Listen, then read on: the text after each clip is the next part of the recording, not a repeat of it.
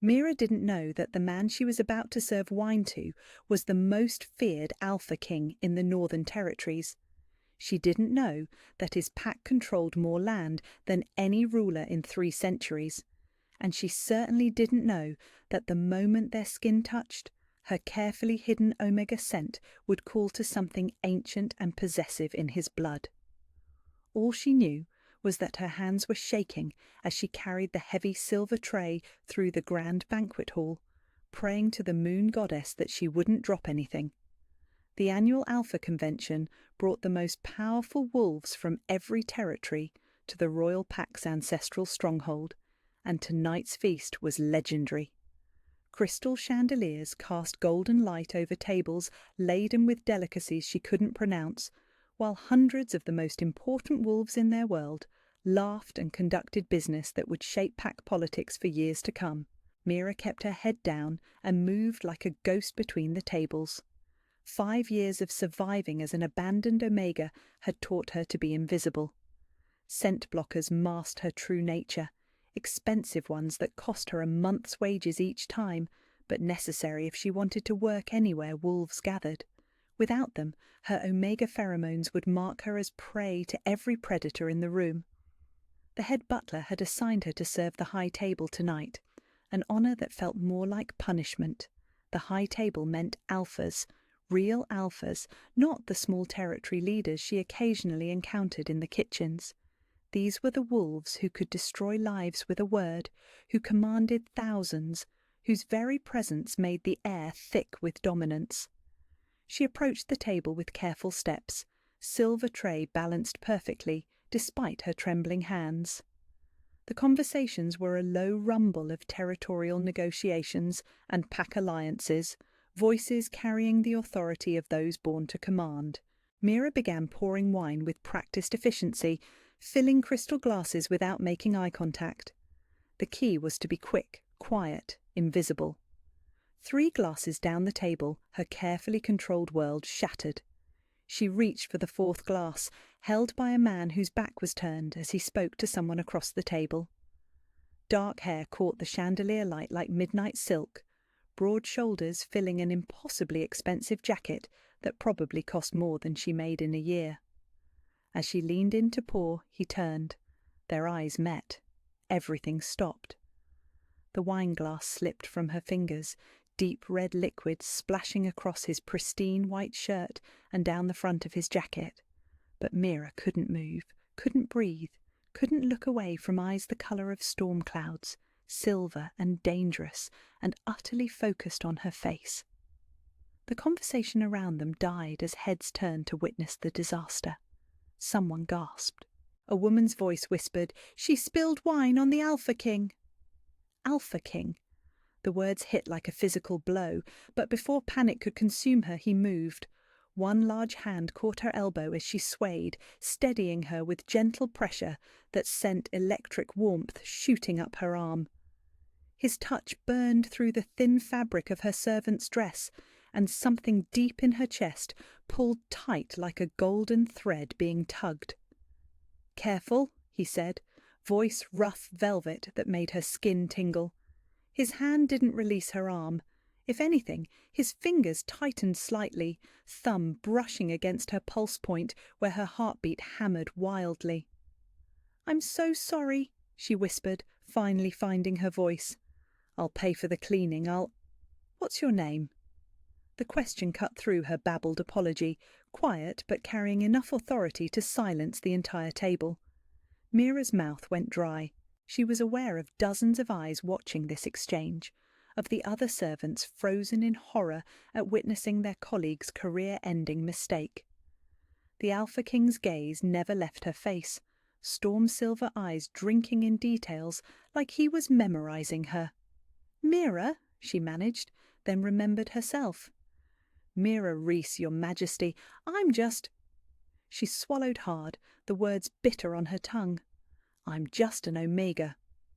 The change in his expression was subtle but unmistakable. His nostrils flared slightly, and she realized with growing panic that her scent blockers were wearing off. The stress of the moment, the electric heat from his touch, It was all working against the chemical masking agents. Soon he would scent her properly, would know exactly what she was. Instead of the disgust she expected, something dark and possessive flickered in his storm-coloured eyes. His hand slid from her elbow to her chin, tilting her face up with one gentle finger beneath her jaw. The touch sent heat spiralling through her body, pooling low in her belly in a way that made her legs unsteady. "My Omega," he said quietly, voice carrying just far enough for the immediate table to hear. The words were soft but absolute, a declaration that made several people gasp and one woman drop her fork with a sharp clatter. The golden thread in her chest pulled tighter, and suddenly Mira understood what the poets meant when they wrote about fated mates. The overwhelming urge to step closer to him, to lean into his strength, to accept whatever protection he offered. It wasn't weakness. It was recognition. The Alpha King's thumb brushed across her jaw, and his lips curved in the smallest smile. "Don't run," he murmured, so quietly only she could hear. "Please." Around them, the banquet hall had gone completely silent. Mira could feel the weight of hundreds of stares, the shock rippling through the assembled wolves as they witnessed something unprecedented. Alpha Kings didn't claim servant girls. They especially didn't claim Omegas. But his hand was warm on her skin, his scent wrapping around her like safety she'd never known, and the golden thread in her chest hummed with rightness that defied everything she'd been taught about her place in their world. "Your Majesty," she breathed, not sure if it was protest or prayer. His smile deepened, transforming his dangerous face into something breathtaking. "Darius," he corrected softly. "My name is Darius, and you, Mira Reese, are exactly who I've been looking for." The moment Darius released her chin, Mira fled. She dropped the silver tray with a crash that echoed through the stunned silence, wine glasses shattering against marble as she turned and ran. Behind her, she heard chairs scraping, urgent voices, someone calling her name in a tone that made her wolf want to stop and submit. But terror drove her faster than instinct, past shocked guests and through the servants' entrance into the maze of corridors that led to the kitchens. Her bare feet slapped against cold stone as she ran, the borrowed servant's dress catching on door frames in her desperate flight. The Alpha King had touched her, had claimed her before hundreds of witnesses, had looked at her like she was precious instead of disposable, and that was the most terrifying thing of all, because precious things could be taken away. The kitchens were in chaos when she burst through the doors, servants rushing to replace the wine service she'd abandoned. Cook barely glanced up from her preparations, but Mira saw the knowledge in her eyes. Word travelled faster than wildfire in a pack house, especially news this shocking. "Scrub buckets are in the pantry," Cook said quietly. "Might want to keep busy until this blows over." Mira grabbed the nearest bucket and brush without a word, filling it with scalding water that made her hands red and raw. She dropped to her knees beside the great hearth and began scrubbing stones that were already clean, needing the familiar bite of harsh soap and the rhythm of repetitive work to calm her racing heart.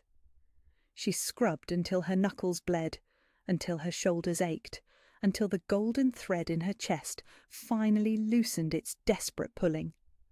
The Alpha King would forget about her by morning. Rich, powerful wolves didn't actually want Omegas. Not permanently. She'd seen it before, the way alphas sometimes claimed pretty servants for a night or a week before discarding them. The smart ones ran before it got that far. "You missed a spot." The voice made her freeze, brush halfway to the stone. That voice, rough velvet that made her wolf perk up despite every rational thought screaming at her to stay afraid. Slowly she lifted her head. Darius stood in the kitchen doorway, looking impossibly out of place among the hanging pots and flour-dusted surfaces. He'd removed his wine-stained jacket, white shirt rolled up to reveal strong forearms marked with old scars. His storm-coloured eyes found hers immediately, and the golden thread pulled tight again, stealing her breath. "Your Majesty!" Cook gasped, dropping into a deep curtsy. "We weren't expecting—" "Leave us!"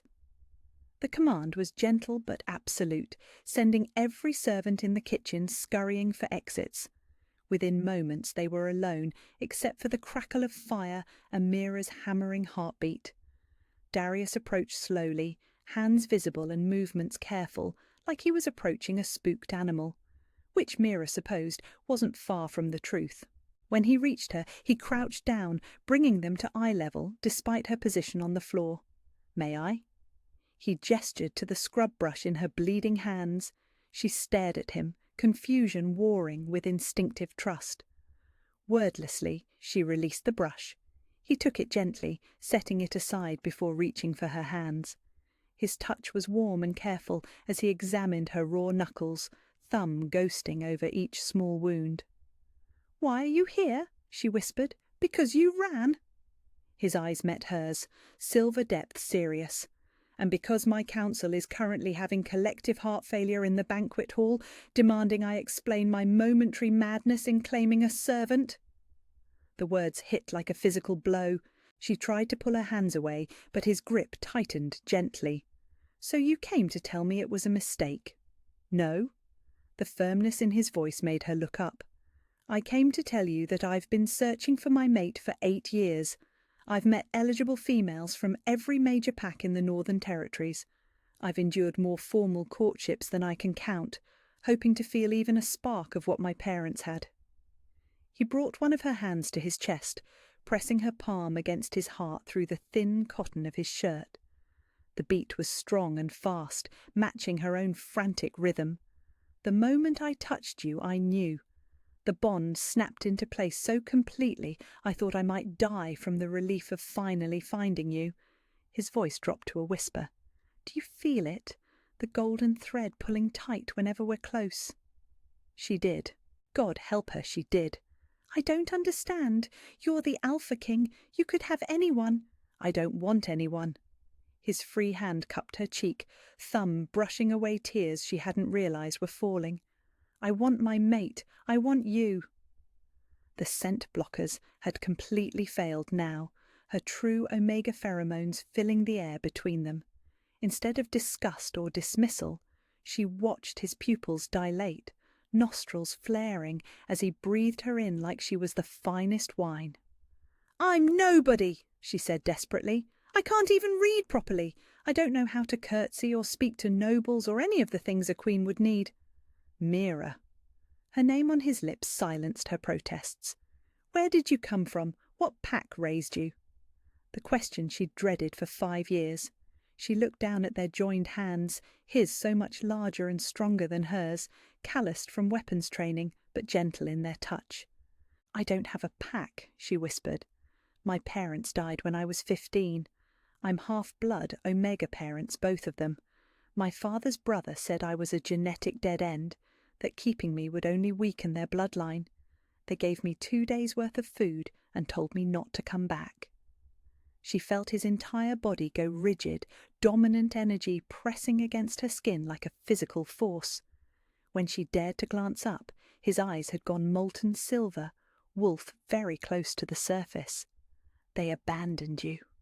The words came out rougher than human vocal cords should produce. An unmated Omega, barely more than a child. "They weren't wrong," she said quickly. "Omegas from Omega bloodlines are perfect." The word cut through her self-condemnation. "You're perfect. Do you know what the bond feels like for me?" She shook her head. "Like coming home after a lifetime of being lost, like finding water in a desert, like the missing half of my soul suddenly clicking into place." His hand slid from her cheek to the back of her neck, fingers threading through her hair. "I don't care about bloodlines or politics or what anyone else thinks an Alpha King should want. I care about you." The golden thread hummed between them, and for the first time since her parents died, Mira felt the dangerous flutter of hope. "Your council will never accept me," she said. "Then they can find new positions." His smile was sharp with promise. "You are my mate. That makes you Luna Queen of this pack, and every pack under my protection. Anyone who has a problem with that can take it up with me." The kitchen door banged open, making them both look up. A stern-faced man in council robes stood in the doorway, flanked by two others wearing expressions of barely concealed panic. "Your Majesty," the lead councilman said tightly, "we need to discuss this situation." Darius rose fluidly, pulling Mira up with him. His arm settled around her waist, hand splaying possessively across her lower back. "Councilman Marcus," Darius said pleasantly. "Perfect timing. I'd like you to meet Mira Reese, my mate and your future Lunar Queen." The silence stretched like a held breath before Marcus found his voice. "Your Majesty, surely you realize the implications." "She stays with me." Darius's voice carried alpha command that made all three councilmen's heads bow automatically. "Tonight and every night after, anyone who suggests otherwise can explain their reasoning to my wolf." Marcus's face went pale, but he pressed on. "The bloodline concerns, the political ramifications, are irrelevant." Darius's arm tightened around Mira's waist. "Prepare chambers befitting my mate's new status. Have the seamstresses take her measurements for appropriate gowns. And Marcus—" his smile was all teeth. "Spread the word that anyone who shows my Luna anything less than complete respect will answer to me personally." Without waiting for a response, he began leading Mira toward a different exit than the one the councilman had used. As they walked, he leaned down to murmur in her ear, "Breathe, sweetheart. You look like you're about to faint." "I might," she admitted. "This doesn't feel real." He stopped walking, turning her to face him in the empty corridor.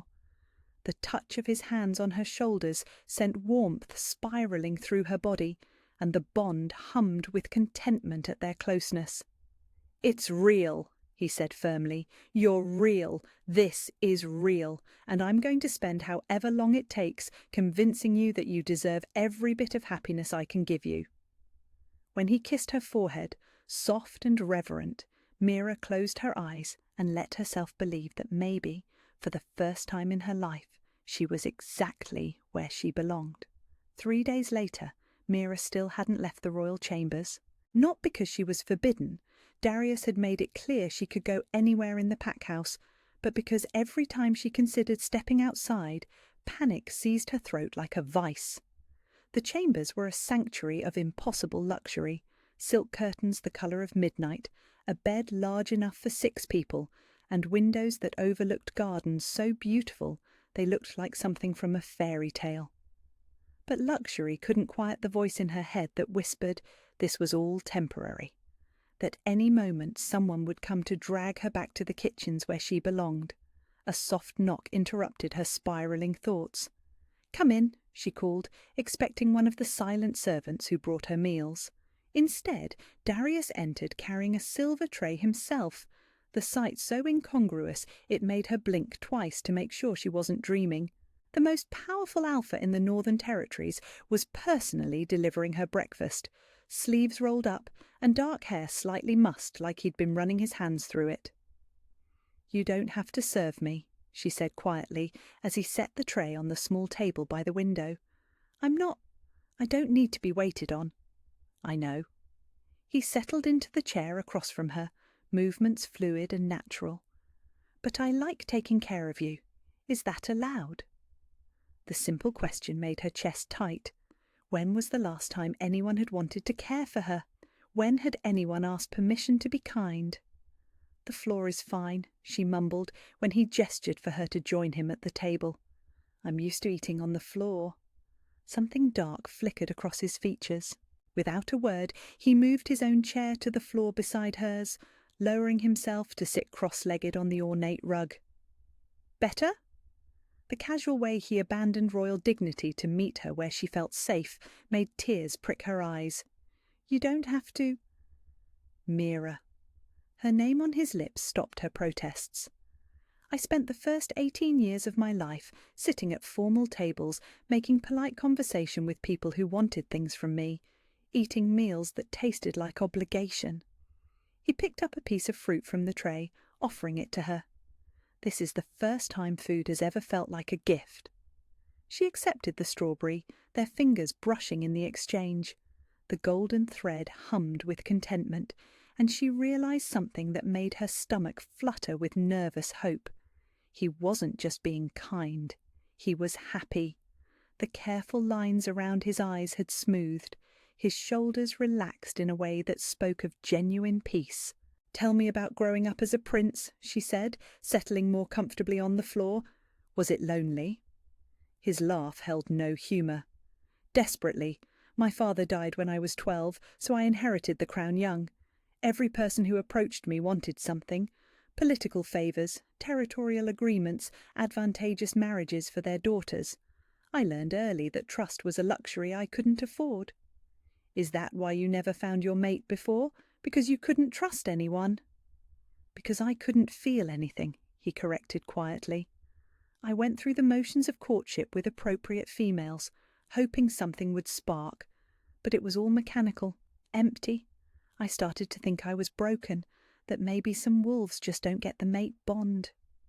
Mira studied his profile as he spoke, noting the way his jaw tightened with old pain. Here was someone who understood isolation, who knew what it meant to be surrounded by people yet utterly alone. "What changed?" she asked. He turned to look at her, storm-coloured eyes soft. "You." The moment our skin touched, everything I'd been missing slammed into place. Suddenly, I understood why my parents used to look at each other like they shared a secret the rest of the world couldn't comprehend. The comparison to his parents made something ache in her chest. "My parents had that too. I remember watching them together, the way they moved like two halves of the same person. I used to dream about finding someone who would look at me the way my father looked at my mother." "How did they die?"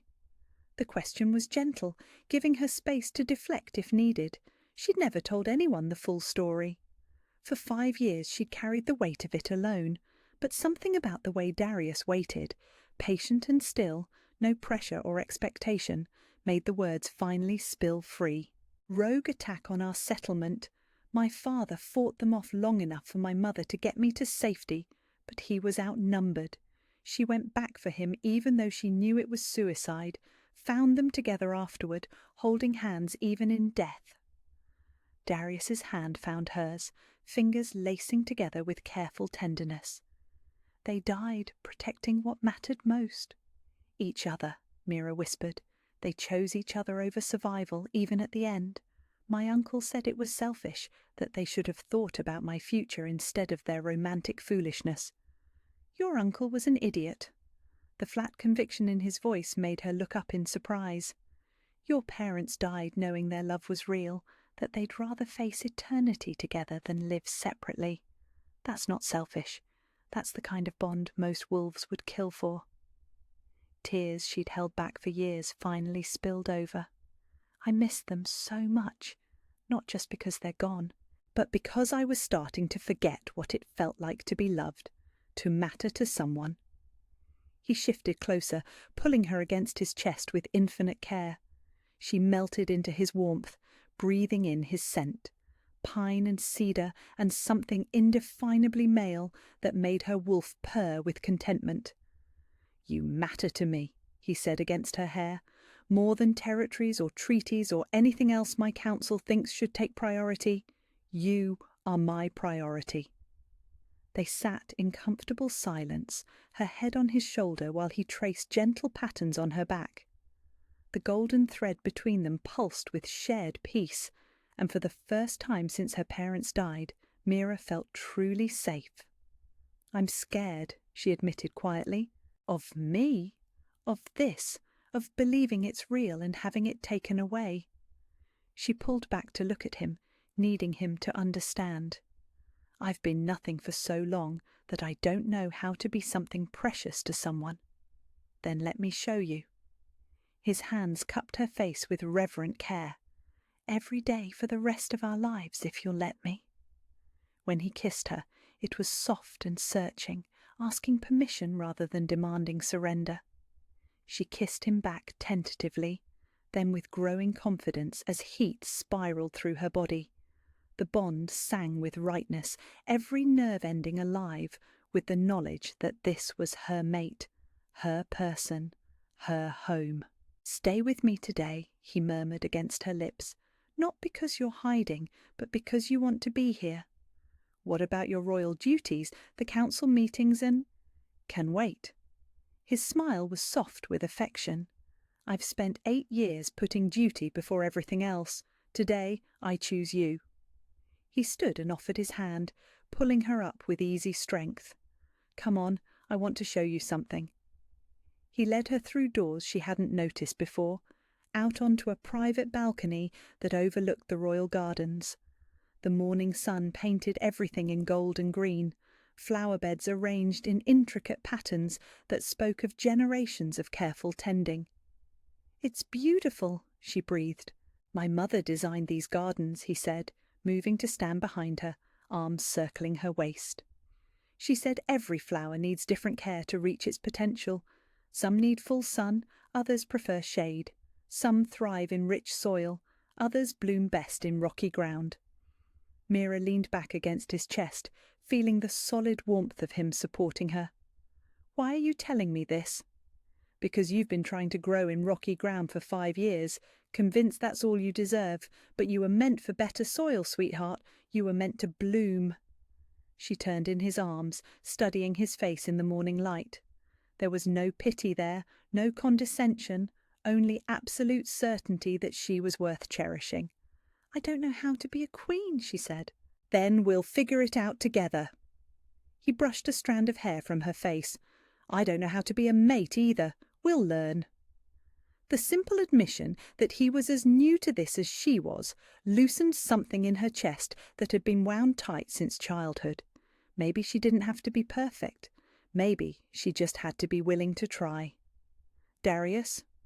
Thank you for finding me, for wanting me, for making me believe I'm worth something.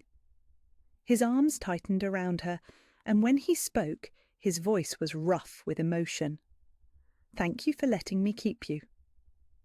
They stayed on the balcony until the sun was high overhead, talking and laughing and sharing stories that wove their separate histories into something that belonged to both of them.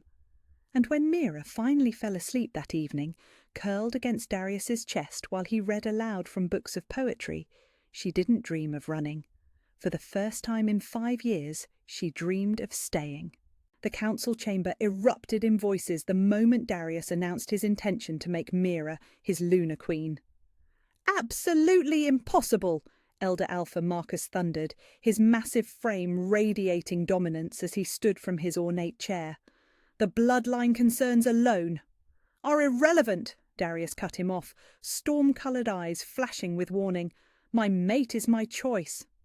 Your mate is a servant, Councilman Reed snapped, an Omega with no pack, no lineage, no political value whatsoever. The other territories will see this as weakness. Mira sat frozen in the chair beside Darius's throne, feeling the weight of 20 pairs of hostile eyes. 3 days of happiness in their private sanctuary had made her forget the reality waiting outside those chambers.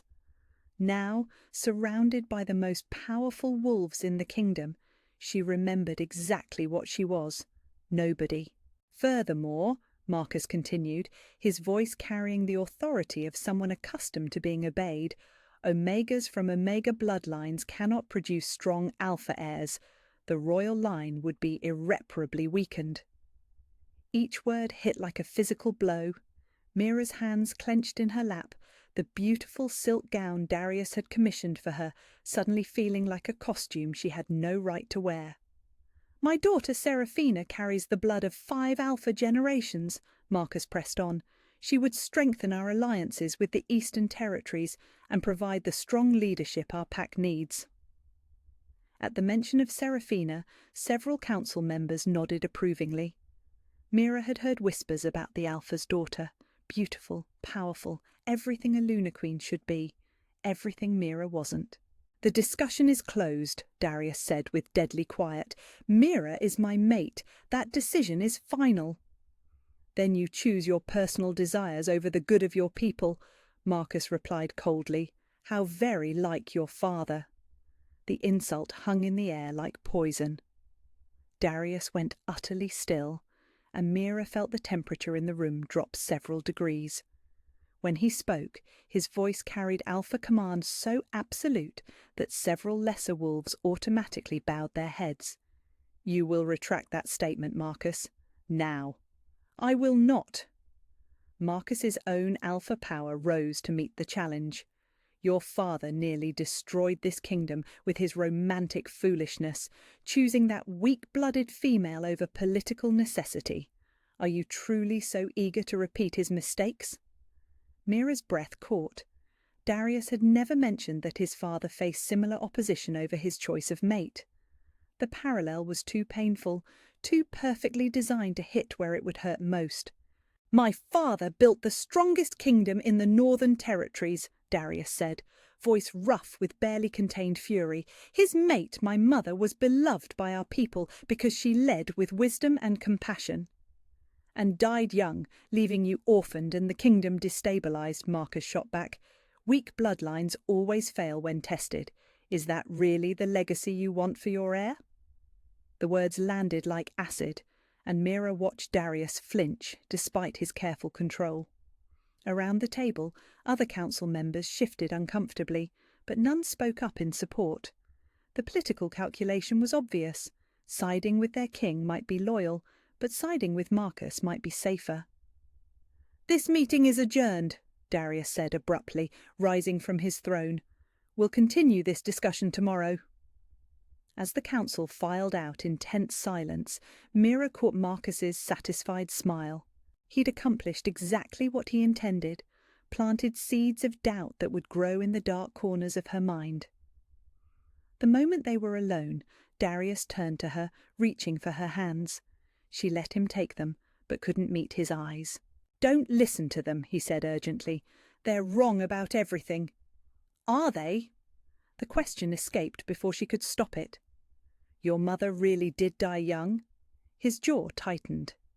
"She died in childbirth when I was 12, but not because of her bloodline, because of complications that could happen to any female." "And your father's kingdom was destabilized?" "Temporarily. Because losing your mate destroys you for a while. It had nothing to do with her Omega heritage and everything to do with the fact that he loved her more than breathing." The pain in his voice made her chest ache, but Marcus's words echoed too loudly to ignore. "What if they're right about heirs? What if I can't give you strong children? What if—" "Stop!" Darius cupped her face, forcing her to look at him. "Do you trust me?" "Yes," she whispered. "Then trust this. You are my mate. Not because I'm settling or making do or choosing poorly, because you are exactly who I need, exactly who my wolf recognizes as perfect for us." She wanted to believe him. God, she wanted to believe him so desperately it hurt. But the council's words wrapped around her throat like chains, choking off hope before it could take root. That evening, while Darius met with his military advisers about border tensions, Mira found herself alone in their chambers for the first time since the council meeting.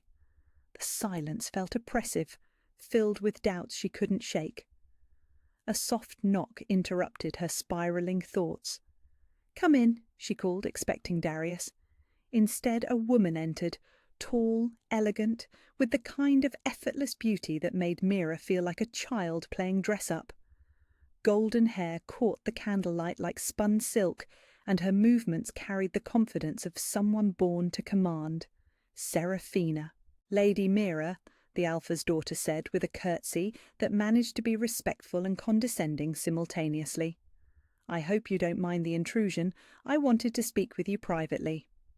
Mira's stomach clenched with dread, but she gestured for Seraphina to sit. "Of course." Seraphina perched on the edge of a chair with fluid grace, studying Mira with calculating blue eyes. "You're not what I expected." "I'm sorry to disappoint." "Oh, you're not disappointing," Seraphina said with a smile that didn't reach her eyes.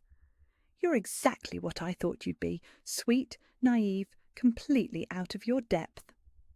The casual cruelty in her tone made Mira's wolf bristle, but she forced herself to remain calm. "Was there something specific you wanted to discuss?" "Your impact on Darius's reputation." Seraphina leaned forward slightly. You do realize that every pack leader in the Northern Territories is laughing behind his back, the mighty Alpha King, brought low by a servant's pretty face. Each word was carefully chosen to inflict maximum damage. Mira felt them hit their target with devastating accuracy. "They're calling it his Omega obsession," Serafina continued conversationally, wondering if he's lost his edge, if he can still be trusted to make rational decisions when it matters. After all, if he can be so easily manipulated by a pretty Omega, what does that say about his judgment in other areas? "I haven't manipulated anyone," Mira said quietly. "Haven't you?" Serafina tilted her head.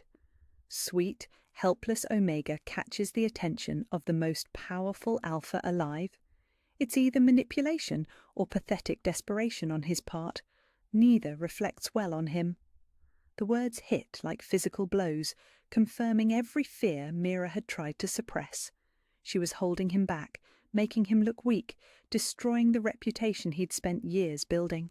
"He deserves better," Serafina said with false sympathy. "Someone who can stand beside him as an equal, not someone he has to constantly protect and defend.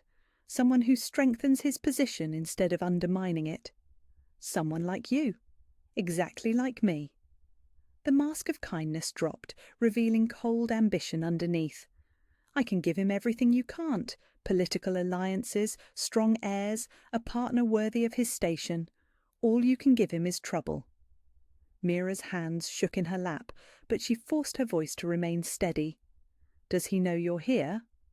"Of course not. He's too infatuated to see clearly right now, but infatuation fades, and when it does, he'll realize what this obsession has cost him." Serafina stood gracefully. "You could save him that pain by leaving now, while he still remembers you fondly." After she left, Mira sat alone in the opulent chamber that suddenly felt like a prison. Every beautiful thing Darius had given her, the gowns, the jewelry, the chambers fit for royalty, seemed to mock her with their excess. She was a servant playing dress-up, and everyone could see through the costume. The golden thread in her chest, which had hummed with contentment for days, now pulled tight with pain. She loved Darius too much to let her presence destroy everything he'd worked for. By the time he returned from his meetings, she'd made her decision. "You're quiet tonight," he said, settling beside her on the bed with easy familiarity. "Everything all right?" She turned to look at him, really look at him. Dark hair mussed from a long day, shirt sleeves rolled up, storm-coloured eyes soft with affection. He was magnificent, powerful, worthy of every good thing the world had to offer, and she was going to ruin him. "Darius," she began carefully, "what if the council is right? What if I'm not the right choice for you?" His expression sharpened immediately. "What brought this on?" "I've been thinking about what Marcus said. About your father, about political stability." "Marcus is a manipulative bastard who wants his daughter on the throne," Darius interrupted firmly. "Don't let him poison what we have." "But what if he's not wrong? What if I can't give you strong heirs? What if the other territories lose respect for you because of me?" "Mira." He took her hands, thumbs brushing over her knuckles. "Look at me.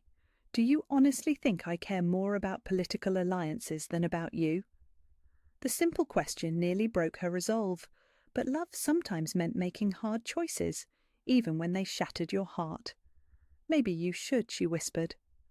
The words hung between them like a blade, cutting through the peace they'd built together.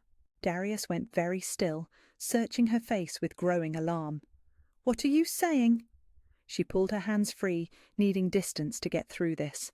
"I'm saying maybe Serafina would be a better choice. Maybe—" "No."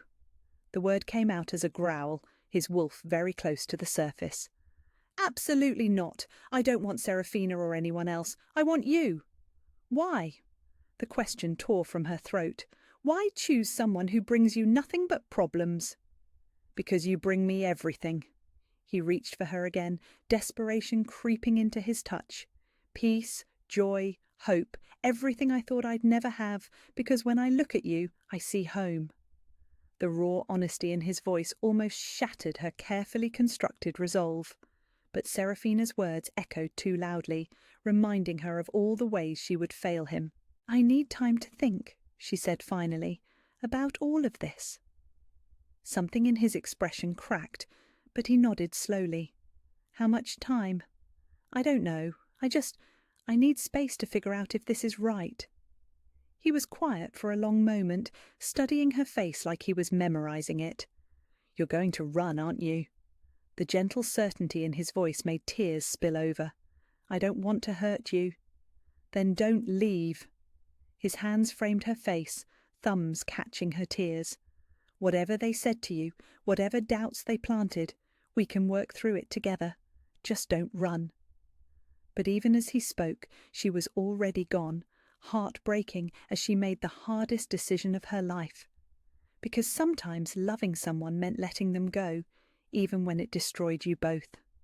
"I'm sorry," she whispered against his lips when he kissed her one last time. "I'm so sorry." That night, while he slept fitfully beside her, Mira began planning her escape. She would leave at dawn, before he could stop her, before her resolve could crumble completely, because she loved him too much to let her presence destroy everything he'd built, even if it killed her to go. Darius caught her at the gates.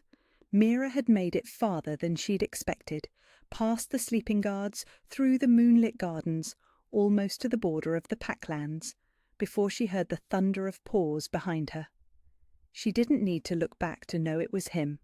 The golden thread in her chest pulled tight with recognition, even as her heart shattered with each step that carried her away from everything she'd ever wanted. When his massive wolf form appeared at her side, she stopped running. There was no point. He was faster, stronger, and even if she could somehow escape him, where would she go? She had nowhere left to run. He shifted back to human form in a fluid motion, naked and magnificent in the moonlight, chest heaving from the chase. In his hand was the letter she'd left on his pillow, her careful explanation of why she had to go, why their love wasn't enough to overcome the reality of what she was. "Were you going to leave without letting me fight for you?" His voice was rough with hurt and fury, storm-coloured eyes blazing in the darkness. "There's nothing to fight for," she said quietly, hating the way her voice broke. "They're right, Darius, all of them. I'll only hold you back." Like hell. He stepped closer, and she had to steel herself against the urge to run into his arms. "You think I care what Marcus thinks? What any of them think?" "You should care." Tears she thought were exhausted spilled over again. "I can't give you strong heirs. I can't help you rule. I'm just—" "My mate."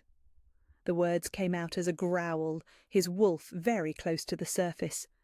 "You're my mate, Mira. That means you're strong enough for anything this world can throw at us." "I'm nobody," she whispered. "A servant, an omega with no pack, no—" "You're everything." He closed the distance between them, hands framing her face with desperate tenderness. "You're my peace, my hope, my reason for living.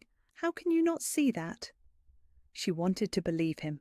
God, she wanted to believe him so desperately it felt like dying. But Seraphina's words echoed too loudly, painting pictures of his reputation crumbling, his kingdom weakening, all because he'd chosen love over duty. "The council will never accept me," she said. "Then they can find new positions." His thumbs brushed away her tears. "I am the Alpha King. My word is law, and I choose you." Before she could respond, the sound of approaching footsteps made them both turn. Marcus emerged from the tree line, flanked by 6 other council members and twice as many guards. Behind them, looking every inch the perfect alpha female in hunting leathers, came Seraphina. "Your Majesty," Marcus said with cold formality, "I believe we need to discuss your recent decisions." "There's nothing to discuss." Darius moved protectively in front of Mira, his presence a shield between her and the hostile group. "Return to the pack house immediately." "I'm afraid I can't do that." Marcus's voice carried the authority of someone who believed he held the superior position. "The council has voted. Your obsession with this Omega has compromised your judgment beyond acceptable limits." Mira felt the blood drain from her face. A council vote against the Alpha King.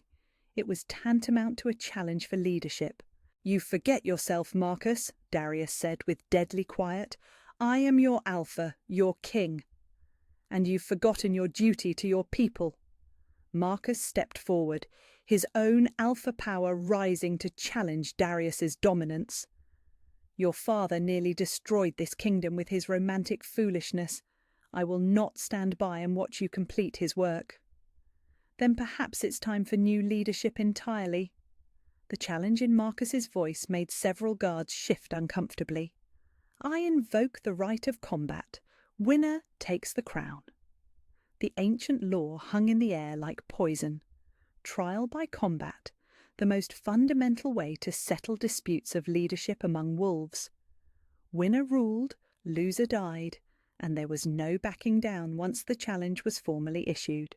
"Marcus," Darius said slowly, "you're making a grave mistake." "The mistake was yours, boy, thinking you could choose your desires over your duty." Marcus began removing his formal robes, revealing the powerful frame underneath. "I've waited 20 years for your father's line to prove itself unworthy. Tonight I claim what should have been mine from the beginning." "If I win," Darius said, voice carrying absolute authority, "you and anyone who supported this challenge will be banished permanently. Your lands, your titles, your pack affiliations, all forfeit." "And when I win," Marcus countered, "your little Omega will be exiled along with anyone foolish enough to support your romantic delusions." Mira watched in horror as both men began to shift, their human forms dissolving into the massive wolves that represented their true power. Marcus was larger, older, his grey and black coat marking him as an experienced fighter. But Darius was magnificent. His wolf was pure black, except for silver markings around his eyes, power radiating from every line of his form. When he snarled, the sound made several guards step back involuntarily. They circled each other while the assembled wolves formed a crude arena, moonlight casting stark shadows as the two alphas sized each other up. This was primal law, might making right, survival of the fittest determining who deserved to lead. Marcus struck first, using his size advantage to try for a quick takedown. But Darius was faster, younger, desperate love giving him inhuman speed as he dodged and countered. They crashed together in a tangle of fangs and fury, snarls echoing through the night as they fought for supremacy. The battle was brutal and extended. Marcus's experience showed as he used dirty tactics, going for Darius's injured shoulder from an old war wound. But every time it looked like the older alpha might gain the upper hand, Darius would surge back with renewed strength, the mate bond feeding power directly into his muscles. Mira found herself pressed against a tree, forced to watch as the two most important males in her life tried to kill each other. Blood darkened both wolves' coats, and she realized with growing horror that Marcus might actually win. He was wearing Darius down, using his superior size to absorb punishment while dealing out devastating counterattacks. "You see?" Seraphina appeared beside her, voice pitched low enough that only Mira could hear. "This is what your selfishness has caused. He's going to die for you. Is your happiness really worth his life?" The words hit like physical blows. Seraphina was right. This was her fault. If she'd never caught Darius's attention, if she'd run that first night instead of letting herself hope. Marcus lunged for Darius's throat, jaws gaping for the killing blow. Time slowed as Mira watched death approach the male who meant everything to her. Something inside her snapped. "No!" The word tore from her throat with supernatural force, Omega command carrying an authority she'd never known she possessed. Both wolves froze mid-attack, heads turning toward her in shock. Around the crude arena, every wolf present dropped to their knees as primal instinct forced submission to a power older than pack law. Mira stood frozen, staring at the assembled wolves bowing before her. She'd never used Alpha Command before, shouldn't have been able to use it at all. Omegas didn't have that kind of dominance. Impossible, someone whispered. Darius shifted back to human form, blood streaming from multiple wounds, but alive, gloriously alive. His eyes were wide with amazement as he looked at her. "Mira," he said softly, "your eyes." She raised trembling fingers to her face, somehow knowing what she would feel. The Omega Brown was gone, replaced by the golden glow that marked true power. Not Alpha, something else entirely. Something that made even Marcus's wolf whine and lower his head in submission. "Luna," one of the guards breathed, the word carrying reverence and awe. True Luna. The ancient bloodline. Mira had heard whispers of it, Lunas who carried their own power, who could stand as equals beside Alpha Kings instead of submissive Omegas. They were legend, myth, supposedly extinct for generations. But the evidence was undeniable. Every wolf present remained on their knees, instinctively recognizing an authority that transcended pack hierarchy. Darius approached slowly, wonder written across his bloodied features. "Did you know?" "No," she whispered. I thought I was just perfect." He reached her side, hands gentle as they framed her still glowing face. "You're perfect, and you're mine, and anyone who has a problem with that can take it up with both of us." Marcus shifted back, remaining on his knees but lifting his head enough to speak. "Luna Queen," he said, voice thick with reluctant respect, "I withdraw my challenge." "Too late for that," Darius said pleasantly, but his tone carried lethal promise.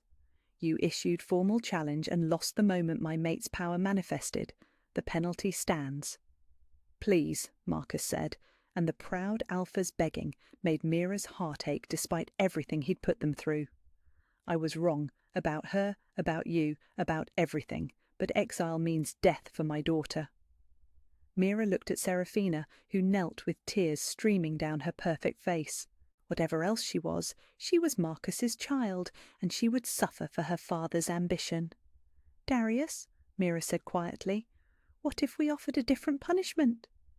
He studied her face, reading the compassion there. After a moment, his expression softened. "What did you have in mind?" "Service. Marcus keeps his lands but swears absolute loyalty. No more challenges, no more political games. And Seraphina," she looked at the beautiful Alpha female, "helps me learn what I need to know about being Luna Queen." "You would show mercy to someone who tried to drive us apart?" Darius asked. "I would show the kind of leadership this pack deserves, strength tempered with compassion. Isn't that what you said your mother believed in?" His smile was brilliant even through the blood and exhaustion. "Have I mentioned that I love you?" "Not nearly often enough," she said, rising on her toes to kiss him softly. The golden thread between them sang with completion, power recognizing power, true mates finally understanding exactly what they were meant to be together. When they broke apart, Marcus was still kneeling, but his expression had changed from defeat to grudging admiration. "Luna Queen," he said formally, "I swear my absolute loyalty to you and your mate. My life, my lands, my sword, all are yours to command." One by one, the other council members followed suit, then the guards, then Seraphina herself. They knelt before their true Luna, the Omega who had revealed herself to be something far more powerful than anyone had imagined. "Rise," Mira said softly, her voice carrying natural authority that had nothing to do with dominance and everything to do with the kind of leader she was meant to be. "We have a kingdom to run." As the assembled wolves stood, Darius pulled her close, his arms strong and warm around her despite his injuries. So, he murmured against her ear, "still think you're just an Omega?" She laughed, the sound bright with joy and relief, and the kind of happiness she'd never dared to dream possible. "You're Omega," she corrected. "You're Luna. You're everything." "Perfect," he said, spinning her around despite his wounds, "because you're stuck with me forever now." Looking around at the wolves who now followed her, not from fear, but from genuine respect. Mira realized she wouldn't have it any other way. 6 months later, Mira stood in the royal nursery, one hand resting on the gentle curve of her growing belly, while she watched Darius assemble a tiny cradle with the focused intensity he usually reserved for military strategy. "The instructions say the side rail goes on first," she said with barely contained laughter. "The instructions are wrong," he muttered, dark hair falling into his eyes as he wrestled with wooden slats that seemed determined to defy his engineering. "I've built fortifications that were less complicated than this cradle." "Maybe we should ask someone for help?" "Absolutely not." He looked up with the stubborn expression she'd come to adore. "I am the Alpha King. I can handle one piece of baby furniture." The sight of him, powerful beyond measure but brought low by nursery assembly, made her heart overflow with affection. In the month since the challenge, she'd learned that Darius approached everything with the same fierce determination, whether it was negotiating territorial treaties or learning to braid her hair or insisting on personally testing every piece of baby equipment for safety. "Strong alpha pup," the healer had confirmed that morning, beaming as she listened to the rapid heartbeat. But with Omega empathy from the mother's true lunar bloodline, the perfect combination for a future leader. The revelation of her heritage had changed everything and nothing at all. She was still Mira, still preferred sitting on the floor to formal chairs, still felt most comfortable in the kitchens, talking with the staff. But now when she entered a room, conversations didn't stop. They shifted to include her. Wolves who once saw her as an unwelcome intruder now sought her counsel on everything from pack disputes to family troubles. Her Omega nature, enhanced rather than diminished by her true lunar power, allowed her to sense emotional undercurrents that others missed. She could feel when someone was lying, when they were afraid, when they needed comfort rather than commands. It had revolutionized the way she and Darius governed together. "Penny, for your thoughts?" Darius asked, abandoning the cradle to wrap his arms around her from behind. His hands settled over hers on her belly, and their child responded with an enthusiastic kick that made them both laugh. "Just thinking about how much has changed," she said, leaning back against his warmth. 6 months ago, I was scrubbing floors. Now I'm planning nurseries for the future heir to the kingdom. Any regrets?" The question was asked lightly, but she heard the thread of vulnerability underneath.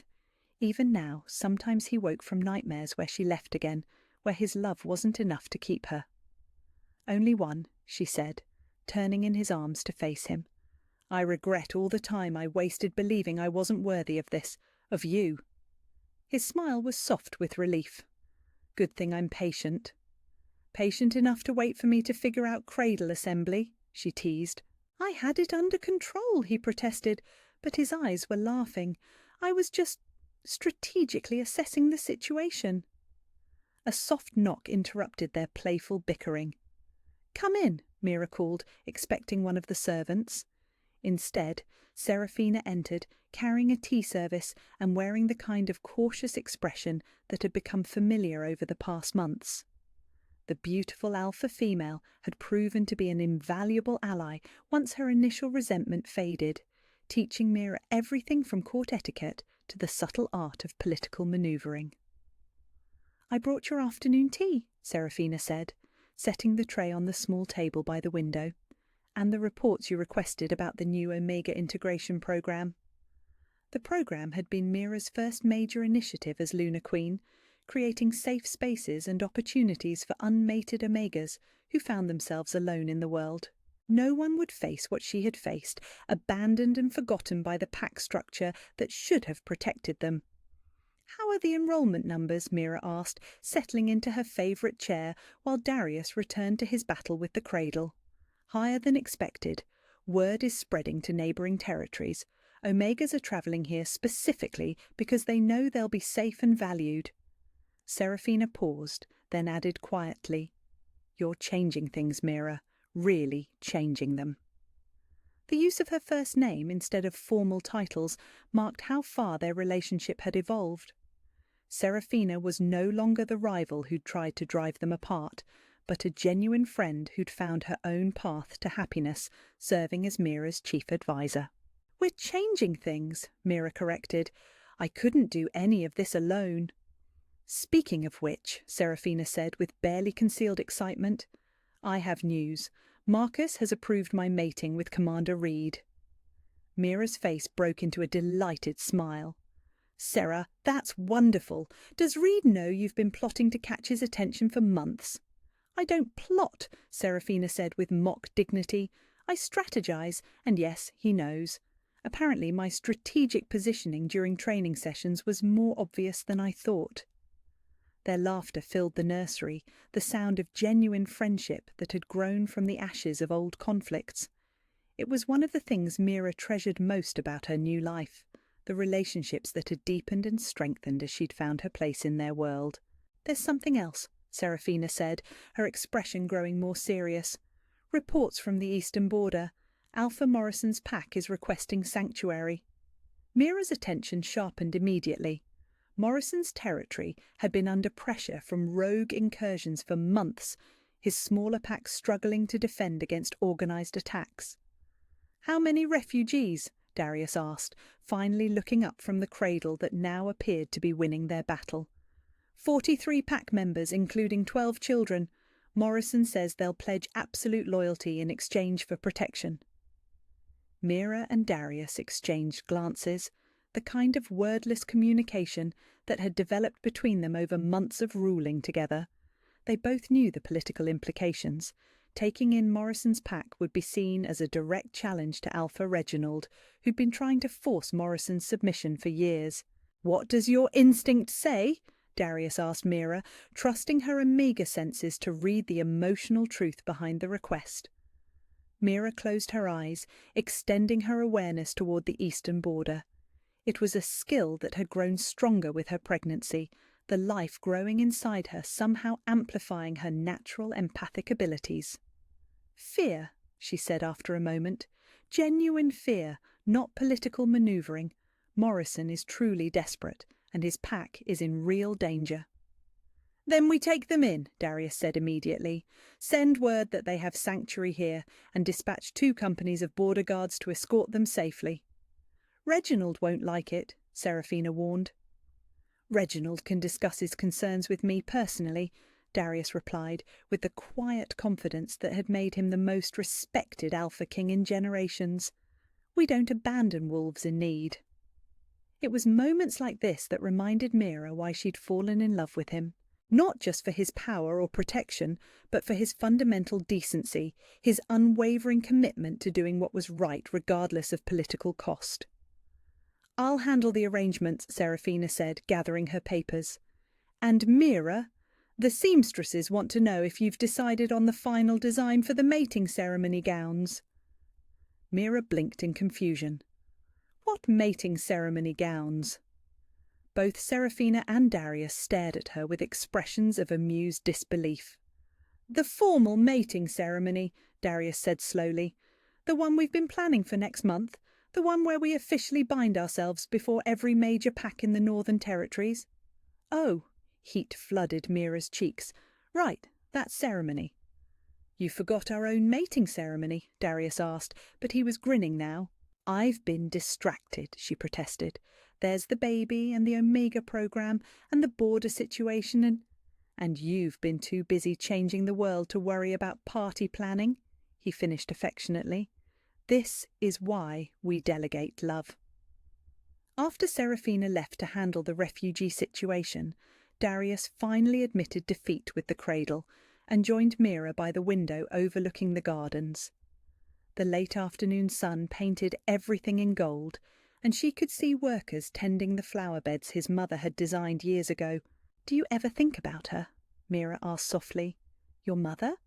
"Every day, especially now with the baby coming." His hand found hers, fingers intertwining. "I think she would have loved you. Even though I'm the Omega who disrupted all her son's careful political plans? Because you're the Omega who made her son happy." He turned to face her fully. "My mother believed that true strength came from love, not fear, that the best leaders were the ones who ruled with their hearts as well as their minds." Sounds like a wise woman. She was, and she would have recognized a kindred spirit in you immediately. The baby kicked again, stronger this time, making them both laugh. Darius pressed a gentle kiss to her temple, and Mira marvelled at how completely their lives had intertwined. 6 months ago, she'd been alone in the world, convinced she was worth nothing to anyone. Now she was surrounded by love, Darius's fierce devotion, the growing life inside her, the pack that had come to see her not as an intruder, but as the heart of their community. "Mira," Darius said quietly, "I know you gave up a lot to be here, your freedom, your anonymity, the simple life you knew before. Do you ever regret it?" She considered the question seriously, thinking about the girl who'd scrubbed floors and hidden in shadows, who'd believed she was destined for nothing more than survival. "I gave up hiding," she said finally. "I gave up believing I was worthless. I gave up running from everything that scared me." She turned to look at him, seeing her future reflected in storm-coloured eyes. "I don't regret any of that." "Good," he said, pulling her closer, "because you're stuck with me forever now. Promise, I promise, through baby chaos and political crises and whatever other adventures life throws at us." As if summoned by their conversation about chaos, a tremendous crash came from the direction of the abandoned cradle. They turned to see it had finally collapsed entirely, wooden pieces scattered across the nursery floor. "Maybe we should ask someone for help with that," Mira suggested diplomatically. "Absolutely," Darius agreed immediately. "I am man enough to admit when I'm defeated by infant furniture." Their laughter echoed through the nursery, warm and bright and full of the kind of happiness Mira had never dared to dream possible. Outside the windows, the gardens bloomed in careful profusion, each flower tended with the care it needed to thrive, just like her. 6 months ago, she'd been just an omega, eyes down, accepting whatever scraps the world offered. Now she was Mira Reese, Lunar Queen, true Luna, beloved mate to the Alpha King and mother to his heir. But most importantly, she was home, and she was never running again.